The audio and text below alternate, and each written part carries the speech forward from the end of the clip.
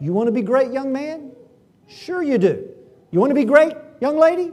Of course you do. Here is the greatness that Jesus wants for every one of you. He says this, those that shall be great shall be a servant, shall be your servant. And those that will be chief shall be a servant of all. You want to be great? Get down low and start serving. You'll be the greatest in the kingdom.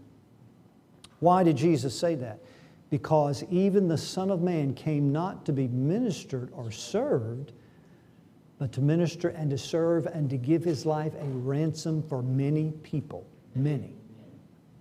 Two things about what Jesus is saying that will relate to Paul's service and why he was so glad about the service. One thing, how is Jesus going to turn these apostles which were on the track to greatness by the wrong way of leadership, subjugate people, have dominion because they wanted to look great. First, Jesus had to die to ransom them from this wrong thinking. Not only ransom them from the grave, from the penalty of sin, ransom them and transform them into the kind of apostles that were glad to suffer for the cause of Christ, that would be glad to serve and minister to people.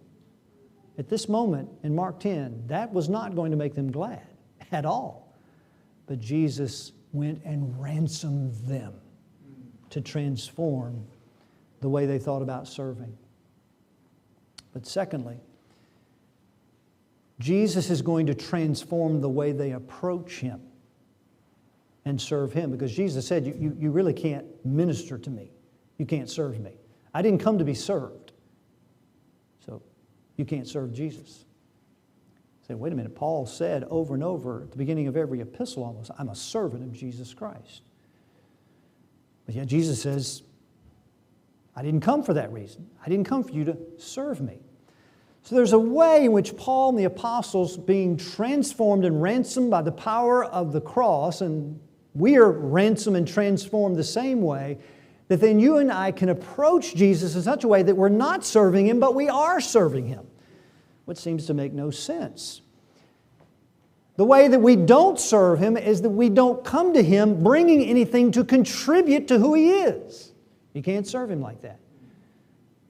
What's the opposite? We come to Him to serve Him by bringing something to Him that we receive from Him. And I would illustrate with the question, how do you serve a fountain that never runs dry? How do you serve a restaurant with an endless supply of food? It just goes on to infinity. You bring your thirst and you bring your hunger and you receive it freely in Christ Jesus.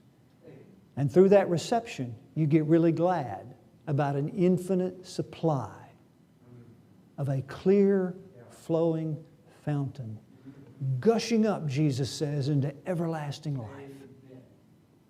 When you come to that fountain that flows freely, then and only then through Christ can you be glad serving other people, even when they're difficult like Paul did. Now what's the counter to that? If the apostles are not ransomed, how do they go into Christian service? In lordship, looking for the gain of glory, they force people and they make people serve them. Because their gladness is in people being their fountain and their restaurant. And if you expect people to be your fountain, you're going to subjugate them in marriage. You're going to demand things from them. You're going to force them because you've got to be my fountain. And if you don't make me glad, I'm going somewhere else. I'm not going to endure this difficult marriage. I'm not going to endure this difficult person. And I'm certainly not going to endure this difficult church and pastor. Now, if he's difficult, he may need to be rebuked lovingly. But you get the point. The way we serve Jesus means everything. So if we serve Him by faith, we're coming to Jesus to receive all that He is. And out of the strength and the joy and the gladness that Paul was receiving, what does he do? He's steadfast and he spends everything in the cause of Christ because Christ is supplying everything that he spends. Without that relationship, Paul is drawing in everything and making everybody else spend on his behalf. Is that the way it is with you, beloved?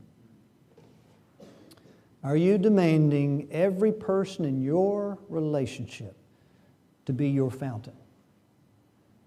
You got to make me happy. You've got to be the source of my fulfillment. Surely relationships give us joy, but they can't be ultimate, can they? If we expect that, then there will be biting, devouring, quarreling, and every other kind of vice that destroys our relationships. Paul says, beloved, do you think I'm doing this for a self-defense? I speak before God in Christ. We do all things for your edifying. It's for you that I very gladly will be spent, because Christ has ransomed me. Christ is my supply. Christ is my help. Christ is the one that when I exhaust all my supply, He's there standing saying, do you think I'm out of supply, Paul? We're just getting started. And He fills Paul again with strength for the next day. And He does that for us, beloved. This is not an apostolic kind of elitism that only Paul could get this gladness. This is what it means to be a Christian. This is what it means to serve Christ.